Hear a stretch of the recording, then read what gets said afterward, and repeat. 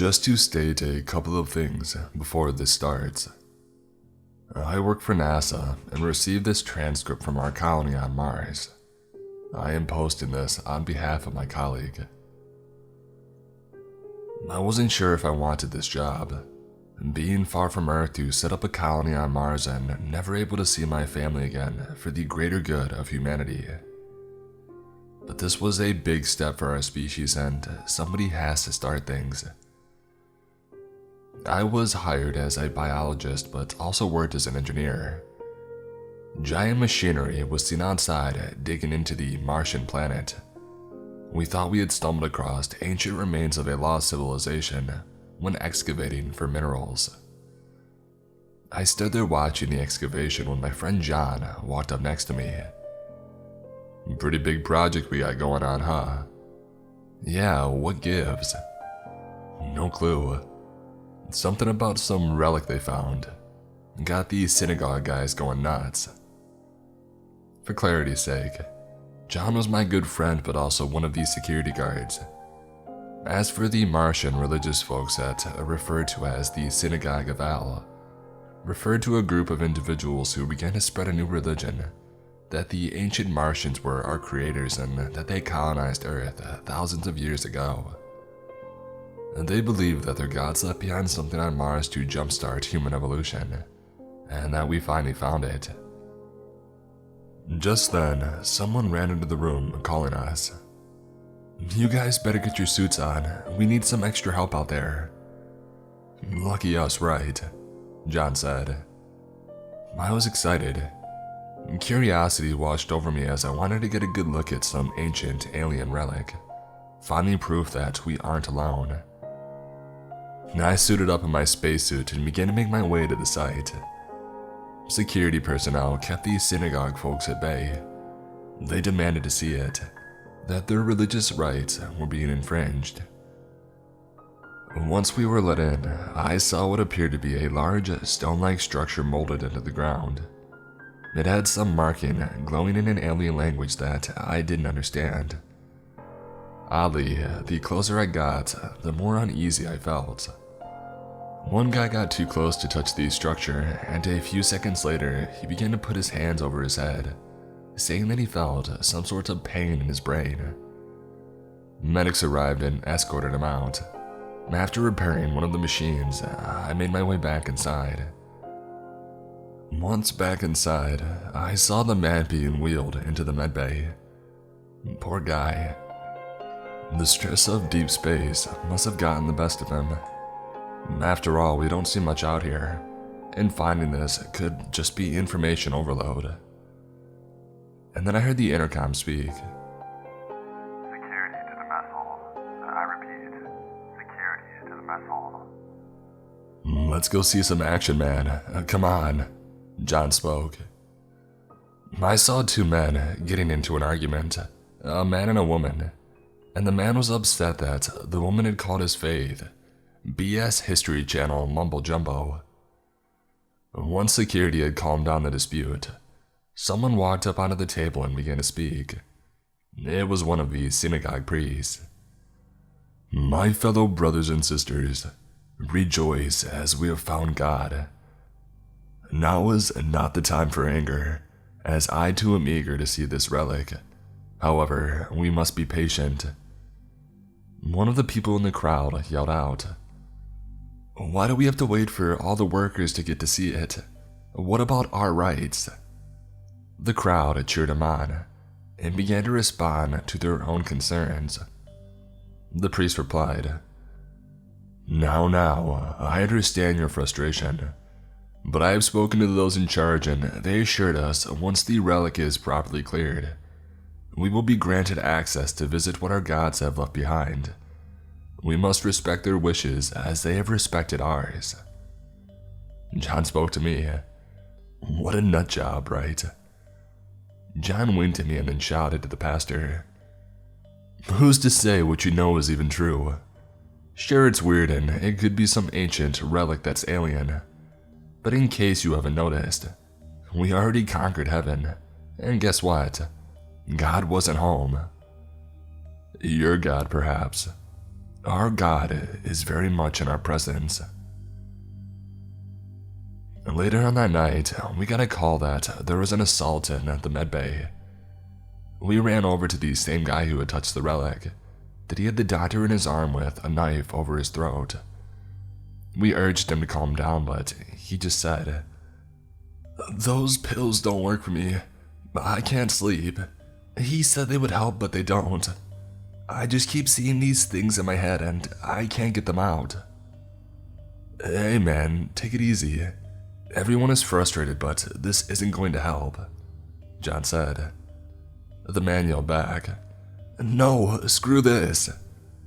John took a shot to the man's shoulder and we managed to restrain him and secure the doctor. After the incident, John and I talked for a bit. "Have you noticed something odd lately?" "What, besides the weird alien rock?" "Not that, well, kind of. I mean the people who got close to it have been acting strange lately. The medbay incident, and some of the construction guys complaining of headaches." "Deep space, man. It'll drive you crazy sometimes. Just a bunch of guys overworked, nothing to really worry about. Try to take it easy tonight, man." I agreed and we both headed back to our rooms. That night though, I just felt strange. I read one of my emails and apparently, one email said that the relic would be removed soon after the short Synagogue of El visit. The next couple of days passed and I had a visit with the psychiatrist. I told him about my concern about the people who got close to this relic. He said that he had noticed an increase in anxiety, depression, insomnia, and psychotic episodes since this relic was uncovered. However, it was not a priority. I was given pills for insomnia in case I couldn't sleep. Unfortunately, I had to be somewhat close to this relic since I had to make sure the machines were in working order before the day started. As I worked, I noticed a group of those synagogue people. I thought their visit was over. I spoke to one of the crew and he said that they were allowed to observe, but from a distance. They all had some glossy look over their eyes, like a sort of trance. Back inside, I was typing up some emails when I heard a knock on my door. "Come in." John walked in and told me, "Did you hear about this stuff?" "What now?" "They plan to remove the relic from the planet." "Today?" "Yeah, wait, you know?" "Well, I got an email about it." "Yeah, man, I got called twice today. Arrested 4 people this afternoon for assault, all claiming they wanted to get off the planet and to leave the relic alone. Never thought that I would see that. Thought these people wanted this thing removed for their praying or whatever." Suddenly, I heard the emergency alarm for security. "I know it was your day off, but you have security experience and we could use the extra help if you don't mind. I'll say that you're just helping me." I agreed and I suited up and followed John. What happened next? We heard a bunch of gunshots, and then we walked into the mess hall and saw bodies, a bunch of them. The synagogue people had ended it all. Apparently John's partner said they were preaching when they all said that they heard God's message by their last visit. They were prepping to meet God and then they all did it. And then a few hours later, we got called to assist the psychiatrist from being assaulted. We sedated the patient and asked the psychiatrist about what happened. He was frantic, speaking about death and that death was the only way to salvation. And then he just pounced on me. This isn't the first time I've seen this behavior since we found that relic. Do you think this relic is making people go crazy?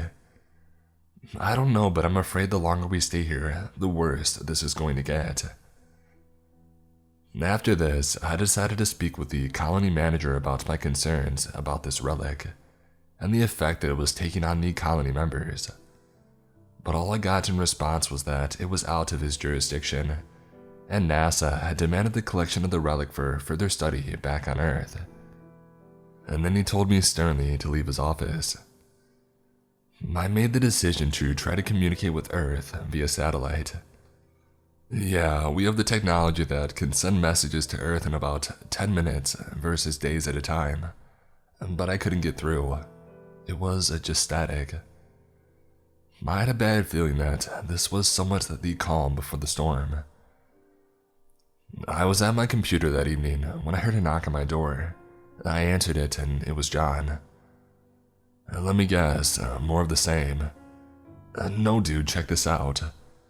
He showed me a picture of some weird substance growing outside of the building. He also said that he found it on one of the walls close to the morgue. Well, that's freaking weird. Yeah, almost as weird as the surge of psychosis hitting the colony. I told John after a brief period of silence. John, we have escape pods, right? Yeah, why do you ask? You should pack your things. I know this sounds like me jumping to conclusions, but the psychosis and all this weird stuff growing around. If there's a situation where we all need to evacuate, we need to be the first ones out of here. Dude, I see what you're saying, but we can't just leave. We would be in deep trouble. We are already in deep trouble. Look, if things get out of hand, I want you to message my radio, and we will meet at the escape pod north, okay? John agreed and told me to be safe. The next day. Now, I spent my off time looking into what these strange symbols meant. When I told my boss that I was working on emails and computer work, I was really researching. The relic resembled a DNA-like structure, and after looking at a sample of the weird substance growing, I think I figured it out. And that's when I radioed John to tell him my discovery. When he came to my room, I began to explain it when his radio went off. The relic is getting removed in 5 minutes. Oh crap, I forgot that was today, John said. I got a sudden chill and then told John my discovery.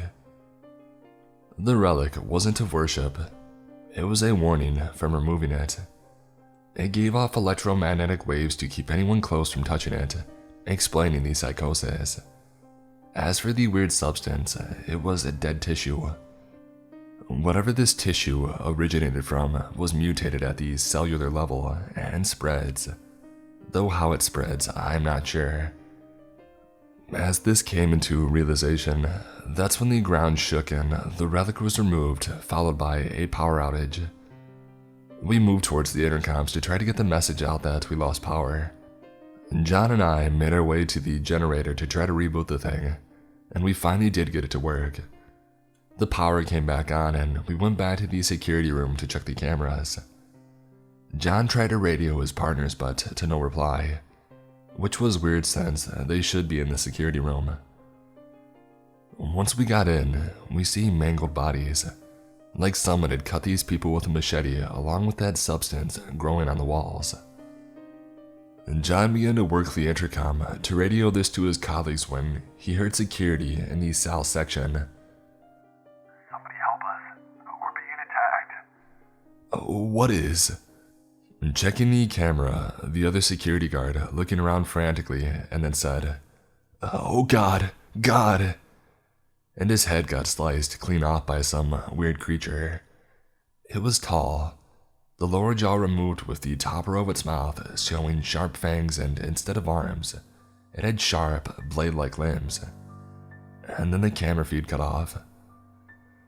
John tried to get a hold of the others when we saw movement in the corner of the room. Some bat-like creature was stabbing some tentacle into the head and spinal cord of a body, and the body began to move frantically, mutating before our very eyes. What the heck? I told John that we had to leave now, and we ran into the hallway.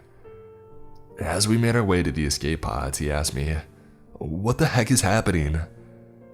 I figured it out. That substance we have been seeing around the colony is a type of DNA that mutates genes at the cellular level, like a virus. But it spreads through only necrotic flesh, mutating dead bodies like the one in the morgue. Okay, so what the heck killed the security personnel in the first place? No idea, but it doesn't matter. We have to get out of here before everyone packs the escape pods. As we entered the room, we were too late. Everyone was trying to do the same. And that's when everything broke loose and those things began to attack everyone. And then one swung its blade at John, barely missing him and shattering the control panel to the closest escape pod. "We need to get the heck out of here," John said. We ran back and I had no idea where John was taking me, but that's when I realized it. There was one area where, if we could get the message out to Earth about what is going on, it would be at the main satellite room. When we opened the door, our hopes dropped. The substance was growing all over the place, which explains why I couldn't get a hold of the satellite orbiting Mars that transmits back to Earth. Do you think you can fix it?" I replied defeated. "There's nothing we can do, so there's no way I can clear through all this." And that's when we heard a grotesque noise, and it was one of the creatures. It jumped down towards us and we made our way for the exit. Just as I got in, John was right behind me when I saw his chest get pierced through. He coughed up blood and gave me a smile, and closed the door, locking me in. "John, no!" And now here we are. I'm typing this on one of the computers, sending it out to a friend back on Earth. Hopefully by some miracle, this gets out there. I haven't seen or heard from anyone for 12 hours.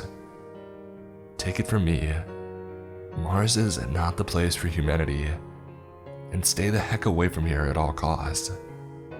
You won't like what you find.